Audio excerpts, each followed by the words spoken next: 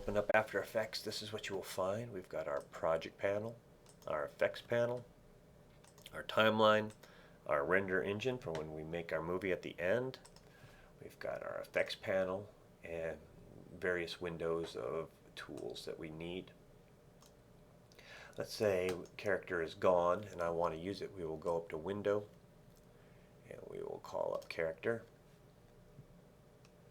And you can slide it to where you want it. And when you've got several tools in one panel, it'll give you a little slider bar. And so whatever you need is in here. There's also different ways to arrange your layout based on what you're doing. But we will start with standard. Now, before we import the first project off the DVD, you're going to need to take all that content from the DVD and drag it onto your hard drive. One reason is because the DVD drive is too slow and will make your life miserable. Sometimes the files on these DVDs I've discovered are a little corrupt, so I have put together, I've combined all the working files and created a zip drive and posted them on D2L as well for your evil purposes. Now, After Effects works just like Final Cut. It references files, so you need to be very careful about where you save things in folders and such. And so that as you move your hard drive from computer to computer to computer, you will not have to reconnect that footage. Okay? Now, once it's on your hard drive, we will hit File. You can hit File, Import File, or you can just double-click in the project panel. You will go to your file that should say something like After Effects Apprentice.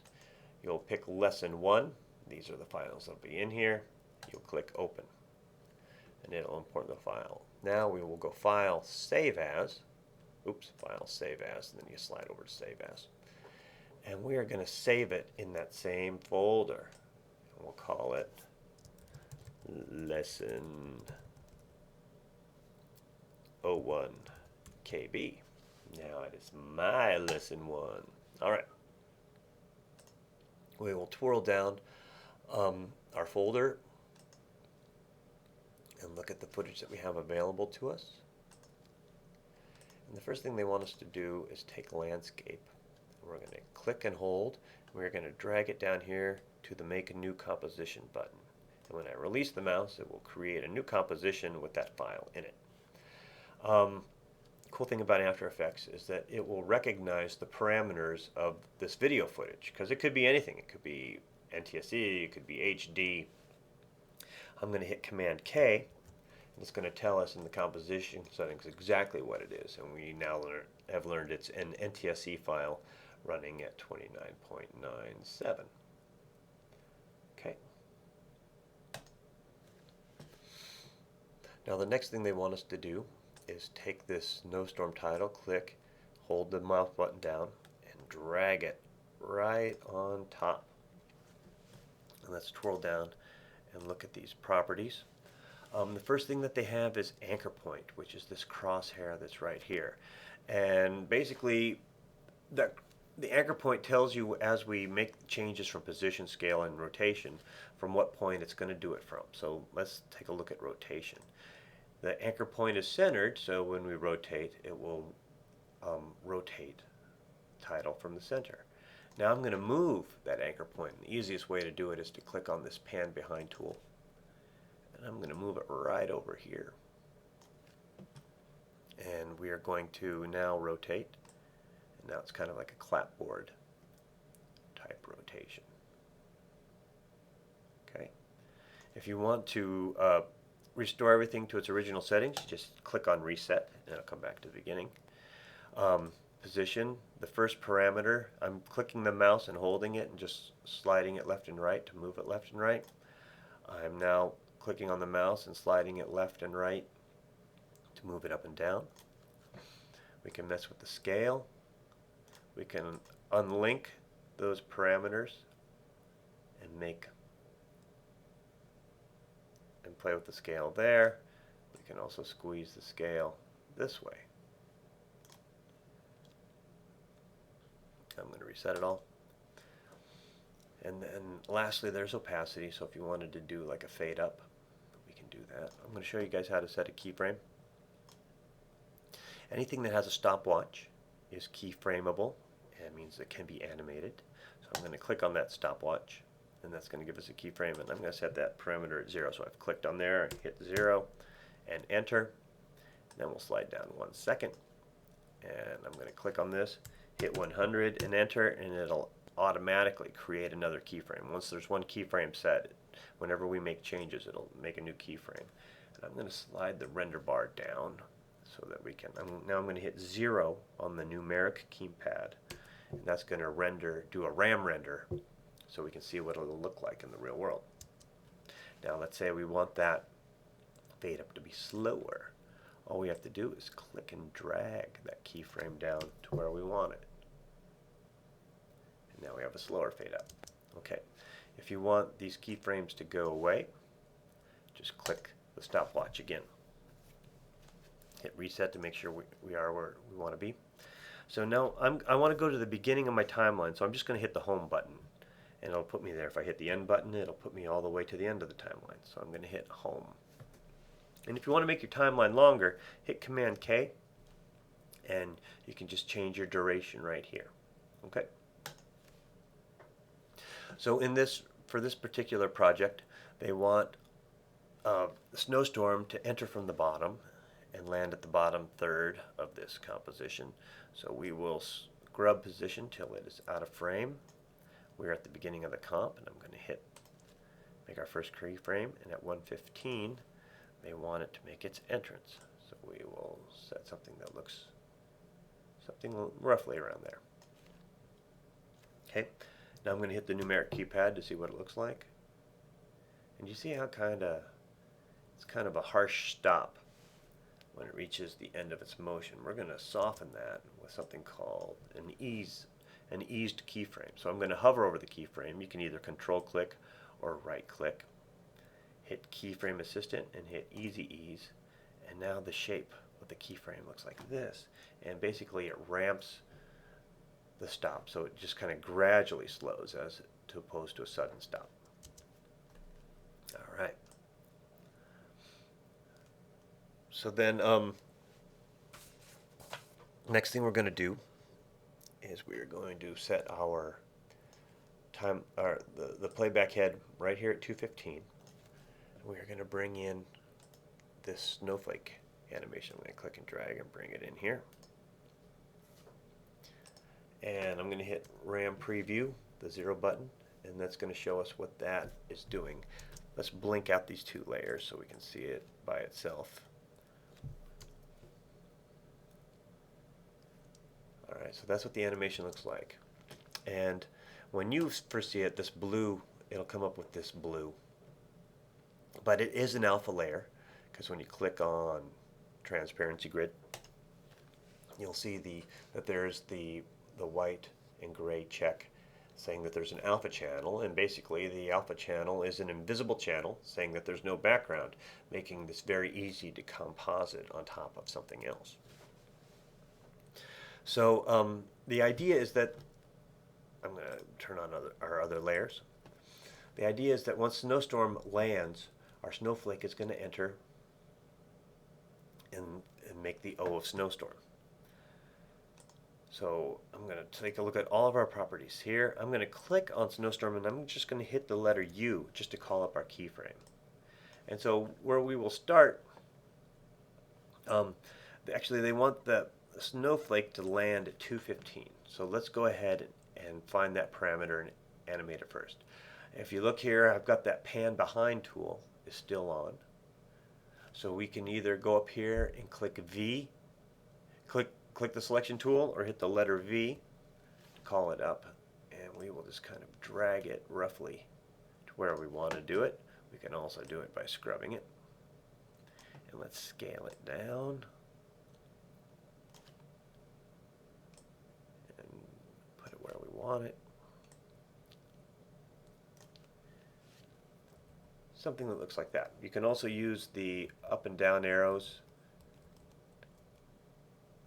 to nudge it where you want it.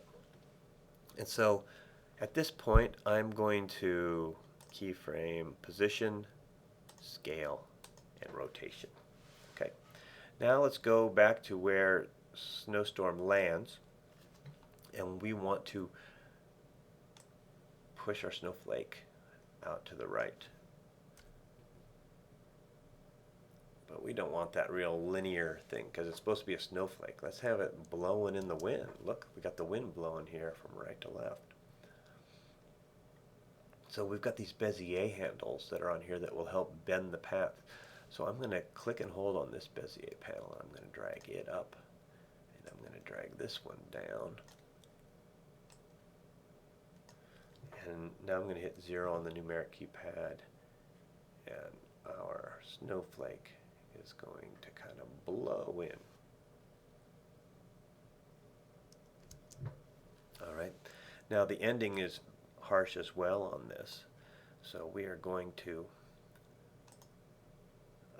actually we don't, doesn't matter where the playhead is. I'm just going to right click on this, keyframe assistant, easy ease, and we'll soften its landing.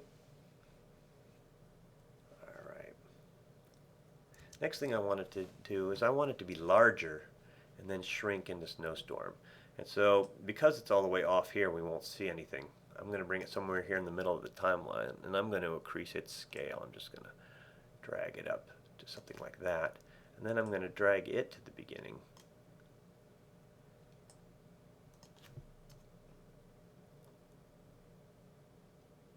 And now it's kind of shrinks as we reach its ending. And lastly, we want to rotate it. So in this case, we'll start at the beginning. We will, oh yeah, actually rotation. So we're going to take this beginning rotation. I'm going to drag it here.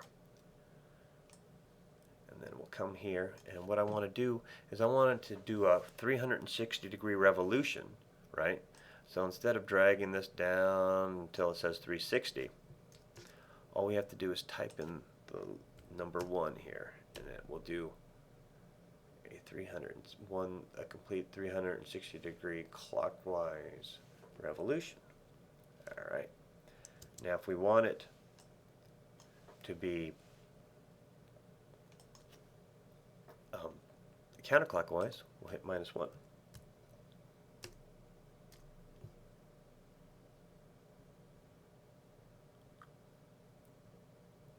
All right. So I like the way that works.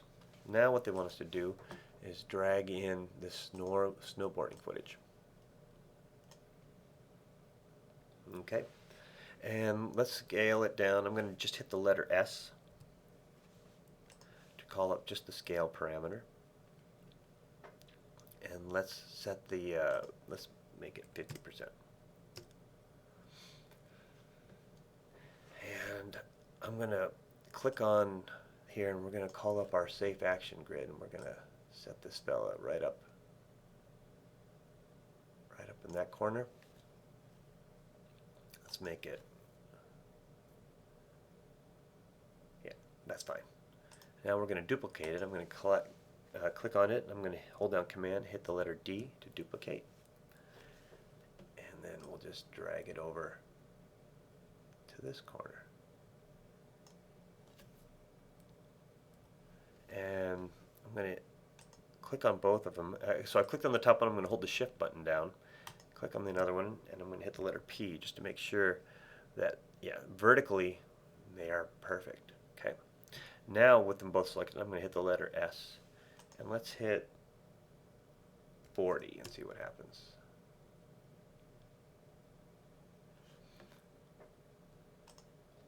I'm going to drag these back up here. They're still too close together. Is their vertical position still the same? No, this one needs to be 143. Okay. I'm going to click on them both, hit scale. Now let's try 35 and see what it looks like. Ah, that looks better. So we'll click the file, hold the mouse button down, hit Alt, and that replaces it. So basically what you'll do is you'll highlight the file, you'll hold the mouse button down, you'll then hold the Alt Option button, you'll drag it and hover over the footage, and that replaces it. Alright. Now we're just going to add a couple effects to this footage. Let's first of all add a drop shadow. So I'm going to type drop in here. There's drop shadow, and we'll drag it to this top layer. And let's grow the distance of that shadow. We'll soften it up and mess with the opacity a little bit. And then the next thing they want us to do is they want us to add something called alpha bevel. So I'll type in alpha, and there it is, bevel alpha. We'll drag that. This time I'll just drag it right onto it here, and this gives us a chance to mess with the thickness, the light angle, the brightness of the light. Okay, come up with something that you like. Now I'm going to click on drop shadow. I'm going to hold the shift button down. I'm going to click on the bevel alpha, and I'm going to hit Command C and copy those. Then I'm going to highlight snowboard, and I'm going to hit Command V to paste that effect into the others. Now let's take a look at what we got. Snowstorm comes up, our snowflake comes in and drops in. However, it's really weird that the snowflake is behind that video. So I'm just going to take the snowflake video, and I'm going to click and hold the mouse button down, drag it up to the top.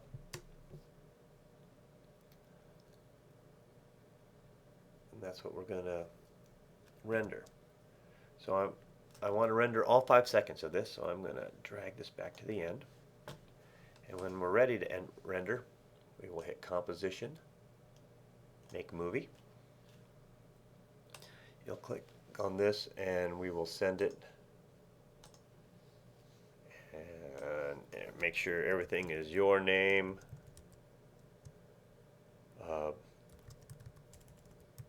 Lesson01Comp01,